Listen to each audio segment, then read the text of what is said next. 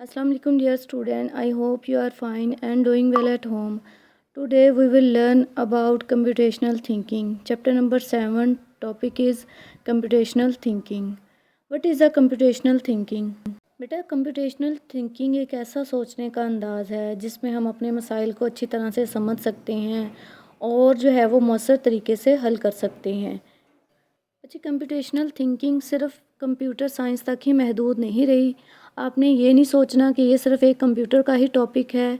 ये जो है वो लाइफ के मुख्तलिफ जो है वो फील्ड्स में भी इसका इस्तेमाल हो रहा है, चाहे वो एग्रीकल्चर हो, चाहे वो हमारे पास जो है वो पॉलिटिक्स हो, बायो हो, मैथ हो। इन सब में जितनी भी प्रॉब्लम्स अगर हमारे सामने आएंगी तो उनको प्रॉब्लम को सॉल्व करने के लिए हमें कंप्यूटेशनल थिंकिंग की ज़रूरत पड़ेगी। बेटा अब हम लोग रीडिंग कर लेते हैं definition of computational thinking. Computational thinking सीटी इसकी शॉर्ट फॉर्म है और फुल फॉर्म क्या है? Computational thinking is a problem solving process, मसाइल हल करने का एक ऐसा अमल है that involves a set of skills and techniques, जिसमें शामिल क्या होती हैं? स्किल्स एंड टेक्निक्स शामिल होती हैं। टू सॉल्व कम्प्लेक्स प्रॉब्लम, पेचीदा मसाइल को हल करने के लिए इन अ वे में, इस तरह इस अंदाज से जो है वो कम्प्लेक्स प्रॉब्लम को सोल्व किया जाता है। That can be executed by a computer, ताकि कंप्यूटर उन पर अमल कर सके।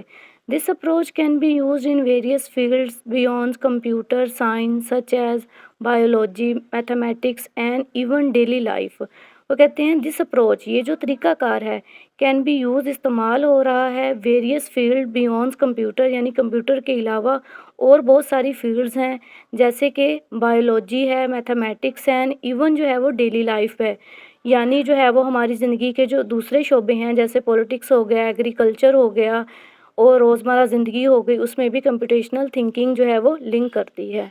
डू यू नो वाले पोर्शन में देखिएगा बेटा, computational thinking is not limited to a computer science, ये कंप्यूटर साइंस तक ही महदूद नहीं रही है, ये पहले भी डिस्कस कर चुके हैं हम लोग। It is use in every day problem solving, ये रोज़मर्रा के मसले हल करने के लिए, यानी रोज़मर्रा की जो प्रॉब्लम्स होती हैं उनको सॉल्व करने के लिए भी इस्तेमाल हो रही है। Such as planning a trip, जैसे कि किसी भी सफ़र की हम लोग मनसूबाबंदी करते हैं, और ऑर्गेनाइजिंग टास्क।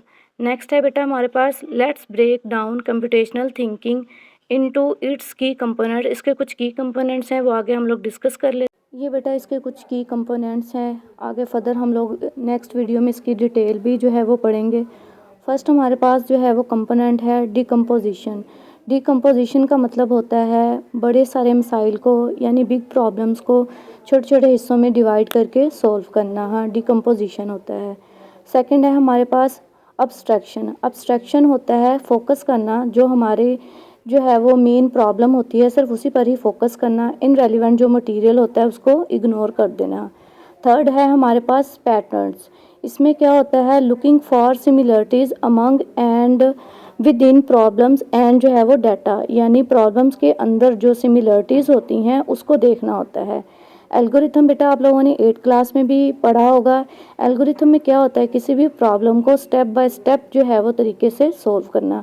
ये था बेटा आज का हमारा लेक्चर, आप लोग इसको अच्छे से लर्न भी कीजिएगा और राइट भी कीजिएगा। अल्लाह हाफिज़।